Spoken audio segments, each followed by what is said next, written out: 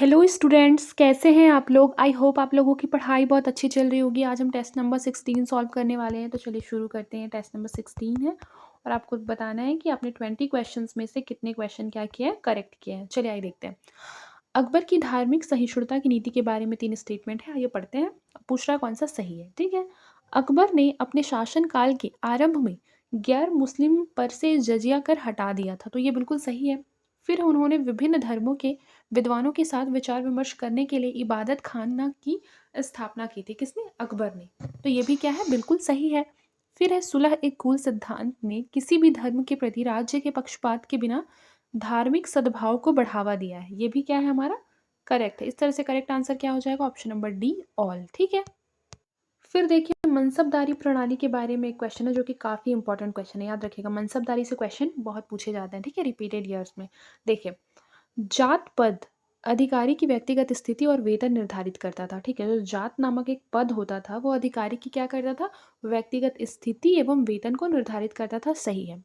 सवार रैंक एक अधिकारी के अधीन घुड़सवार सेना की संख्या को दर्शाता था। जो सवार रैंक होता था, सवार पद, सवार क्या करता था, घुड़सवार सेना की संख्या को दर्शाता था। ठीक है।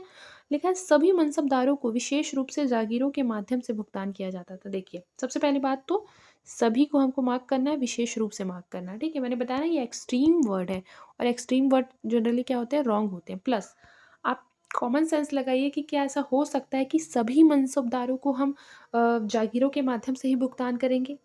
नहीं, ऐसा नहीं हो सकता, क्योंकि कुछ हो सकते हैं कि किसी को नगद पैसा मिलता हो, किसी को कुछ मिलता हो, तो किसी को कुछ मिलता हो, है ना।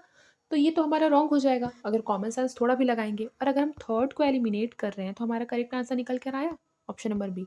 इस तरह से मैं आपको बहुत सारे ट्रिक्स बताऊंगी। आप लोग बस मेरे चैनल को सब्सक्राइब कर लीजिए और डेली डेली देखिए कि मैं क्या आपको रिवाइज करा रही हूँ। ठीक है। अब दिया हुआ औरंगजेब की धार्मिक नीतियों के बारे में क्वेश्चन है, आइए ऐसे भी देख लेते हैं। देखिए, आराम से हमें क्वेश्चन पढ़ना और पहले आपको ही टिक करना है कि सही है कि गलत है। आप अपने मन में सोच लेंगे। देखिए, औरंगजेब ने गैर मुसलमानों पर पुनः जजिया कर लागू किया। सही है। उन्होंने नए हिंदू मंदिर के निर्माण पर नए हिंदू मंदिरों के निर्माण पर रोक लगा दी थी। किसने? औरंगजेब ने। कुछ मौजूदा मंदिरों को ध्वस्त करने का आदेश दिया था। ये भी सही है। उनकी नीतियों ने सिख एवं मराठा समुदाय को अलग थलग कर दिया था। ये भी सही है। इस तरह से हमारा करेक्ट आंसर क्या निकल कर आ रहा है, ऑप्शन नंबर डी। फिर देखिए, फतेहपुर सिकरी के संबंध में एक क्वेश्चन दिया हुआ है, आइए इसे देख लेते हैं। देखिए, सबसे पहले लिखा क्या है कि इसे अकबर ने दक्कन में अपनी विजय के पश्चात अपनी नई राजधानी के रूप में बनवाया था। ठीक है। तो देखिए, फतेहपुर सिकरी को अकबर ने 1573 में अपने सफल गुजरात अभियान के बाद नई राजधानी के रूप में बनवाया था। ठीक है, याद रखिएगा, फतेहपुर सिकरी को दक्कन में अपनी विजय के बाद नहीं, याद रखिएगा, गुजरात अभियान के बाद बनवाया था, ना कि दक्कन में, गुजरात के बाद। ठीक है, गुजरात के बाद। तो ये तो ऐसे भी रॉन्ग हो गया। फिर देखिए, इसमें फारसी भारतीय स्थापत्य शैली का मिश्रण प्रदर्शित होता है, ये हमारा सही है। ठीक है। फिर देखिए, मुगल राजस्व प्रणाली, इसके बारे में क्वेश्चन है। लिखा है दहसाला प्रणाली फसल के उत्पादन के 10 वर्षीय औसत पर आधारित थी। ये बिल्कुल सही है। और लिखा है राजस्व फसल की उपज के अनुपात के रूप में तय किया जाता था, आमतौर पर नगद के रूप में वसूला जाता था। ये भी सही है। फिर है जब्त प्रणाली को सभी क्षेत्रों में समान रूप से लागू किया जाता था। पहली बात तो सभी, ठीक है, एक्सट्रीम वर्ड है, इसको आप मार्क कर लो। फिर देखो कि क्वेश्चन मतलब कि अपने आप से क्वेश्चन करो कि क्या ऐसा हो सकता है कि जब्त प्रणाली को सभी क्षेत्रों में समान रूप से लागू किया गया। क्या ऐसा एक भी ऐसा सिंगल ऐसा एरिया नहीं बचा होगा क्या जहाँ पे कि थोड़ा कम या थोड़ा ज़्यादा मात्रा में क्या किया गया होगा, दिया गया होगा। ऐसा हो सकता है ना, तो बिल्कुल हो सकता है। तो इस तरह से ये हमारा रॉन्ग हो जाएगा, ये हमारा राइट आंसर हो जाएगा, ऑप्शन नंबर बी। फिर देखिए, औरंगजेब के दक्कन अभियानों के बारे में एक क्वेश्चन दिया हुआ है, आइए इसे देख लेते हैं। देखिए, सबसे पहले लिखा है औरंगजेब ने बीजापुर और गोलकुंडा पर कब्जा कर लिया, जिससे कि दक्कन मुगल नियंत्रण में आ गया। दक्कन में दीर्घकालीन अभियानों के परिणाम स्वरूप साम्राज्य सैन्य और वित्तीय रूप से तनावग्रस्त हो गया था। ये दोनों ही स्टेटमेंट बिल्कुल सही है और इस तरह से सी हमारा क्या हो जाएगा, करेक्ट आंसर हो जाएगा। फिर देखिए, क्वेश्चन है मुगलों के अधीन सांस्कृतिक विकास से रिलेटेड 2 स्टेटमेंट है। लिखा है कि अकबर के शासनकाल के दौरान उर्दू भाषा आधिकारिक दरबारी भाषा बन गई। तो हमको सबको पता है कि अकबर के काल में कौन सी भाषा का यूज़ होता था, फ़ारसी भाषा का यूज़ होता था। कौन-सी भाषा? फ़ारसी भाषा। इसको हमको एकदम रट लेना है कि अकबर के टाइम पे कौन-सी भाषा होता था? फ़ारसी भाषा का यूज़ होता था, जो कि उनकी आधिकारिक दरबारी भाषा बनाई गई थी, फ़ारसी। ये हमारा रॉन्ग स्टेटमेंट हो गया है।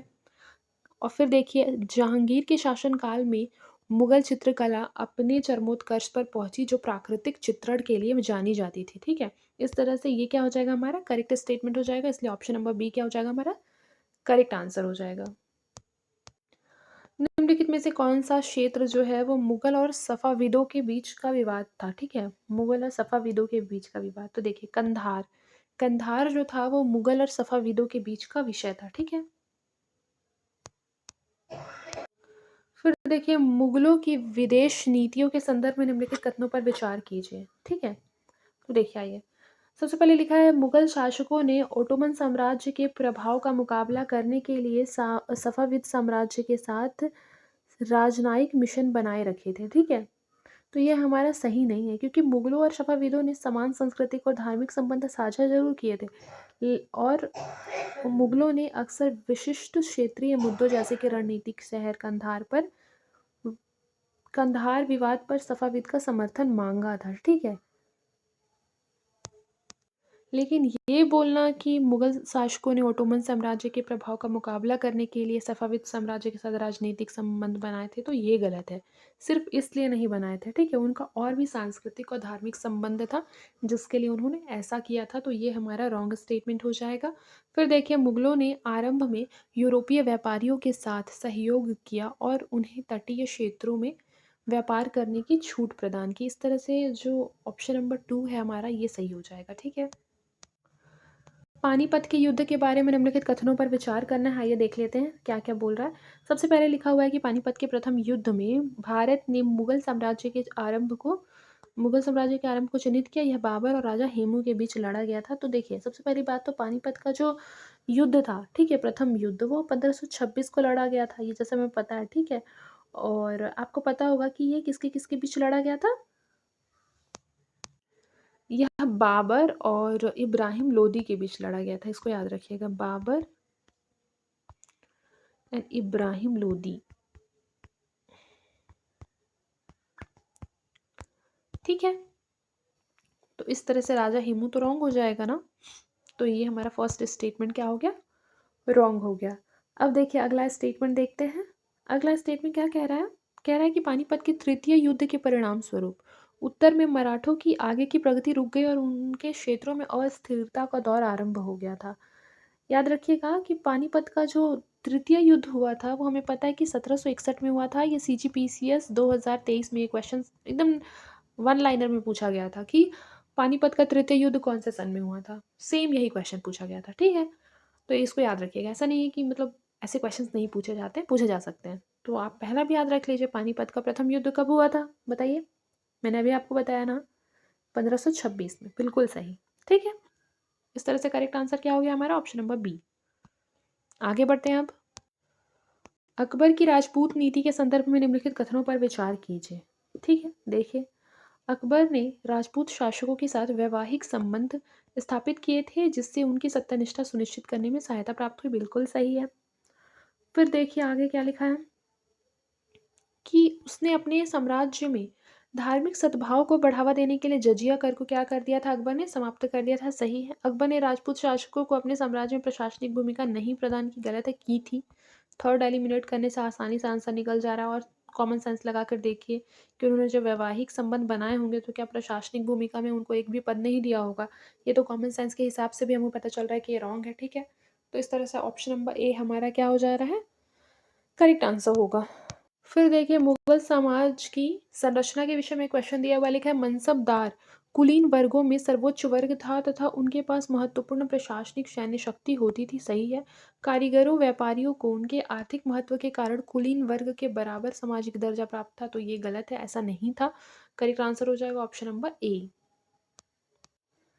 मुगल समाज में महिलाओं की भूमिका के संदर्भ में निम्नलिखित कथनों पर विचार कीजिए। देखिए, नूरजहां और जहां आरा बेगम जैसी शाही परिवार की महिलाओं का राजनीतिक प्रभाव अत्यधिक था। तो ये हमारा सही है। ठीक है, लिखा है, कुलीन महिलाओं में पर्दा प्रथा व्यापक रूप से नहीं देखी जाती थी। तो ये तो हमारा रॉन्ग हो जाएगा। फिर मुगल समाज ने सभी वर्गों की महिलाओं को समान शिक्षा के अवसर प्रदान किए थे। ये हमारा सही नहीं है क्योंकि ऐसा नहीं था कि सभी वर्गों की महिलाओं को समान शिक्षा के अवसर थे, ठीक है? तो इस तरह से correct answer option number B. Mughal जमींदारों की भूमिका के संदर्भ में एक क्वेश्चन दिया हुआ है। लिखा है कि जमींदार मुगल प्रशासन की ओर से भू राजस्व संग्रह के लिए उत्तरदायी थे। जिस भूमि पर वे शासन करते थे उस पर उन्हें वंशानुगत अधिकार प्राप्त थे। सही है। जमींदारों के पास प्रशासनिक भूमिकाओं के अतिरिक्त सैन्य उत्तरदायित्व भी थे। ये तीनों ही स्टेटमेंट काफ़ी स्ट्रेट फॉरवर्ड है और ये तीनों ही सही है, इसलिए ऑप्शन नंबर डी क्या हो जाएगा हमारा, बिल्कुल करेक्ट आंसर हो जाएगा। फिर देखिए अगला क्वेश्चन 15 नंबर कि मध्यकाल में प्रयुक्त शब्द जो है तजवीज, दिन इलाही, कनकूट प्रणाली, और लिखा है विवरण। ठीक है, आइए देख लेते हैं कि क्या बोल रहा है विवरण में।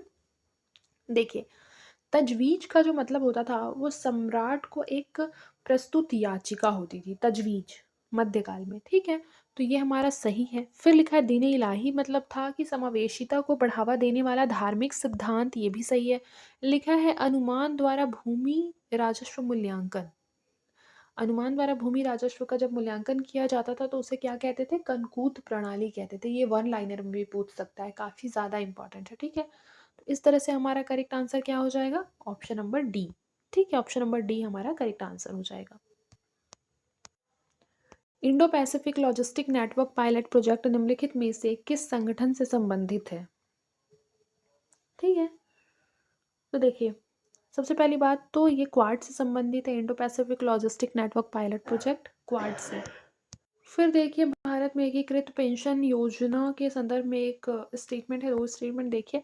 या 10 वर्ष की सेवा के बाद न्यूनतम 10,000 रुपये मासिक पेंशन की गारंटी देता है। कौन, एकीकृत पेंशन योजना। ठीक है, 10 वर्ष की सेवा के बाद ना। फिर देखिए कर्मचारी की मृत्यु की स्थिति में पारिवारिक पेंशन की जो सीमा है वो पेंशन राशि के 60% तक क्या है, सीमित है, ना कि 50। तो ये हमारा वैसे भी रॉन्ग हो जाएगा। ठीक है, ये सही है। फिर देखिए भारत से संबंधित सैन्य अभ्यास दिया हुआ है और भागीदार देश दिए हुए हैं। तो देखिए युद्धाभ्यास तो पहले मैं बता देती हूँ, युद्धाभ्यास हमारा यूएसए और इंडिया के बीच होता है, ना कि यूनाइटेड किंगडम। ये तो ऑलरेडी रॉन्ग है। फिर देखिए वरुण फ्रांस बिल्कुल सही है। स्टर्न ब्रिज 7 ये ओमान के बीच ही होता है। ये दोनों हमारा सही है। तो करेक्ट आंसर क्या हो जाएगा, ऑप्शन नंबर बी, क्योंकि दो क्या है, सही सुमेलित हैं। फिर निम्नलिखित में से कौन सा कथन यूनिफाइड लैंडिंग इंटरफेस पहल का सर्वोत्तम रूप से वर्णन करता है। तो देखिए सबसे पहली बात तो प्राथमिकता ऋण की सुविधा के लिए एक एकीकृत इंटरफेस, ये इसका करेक्ट आंसर है। ठीक है,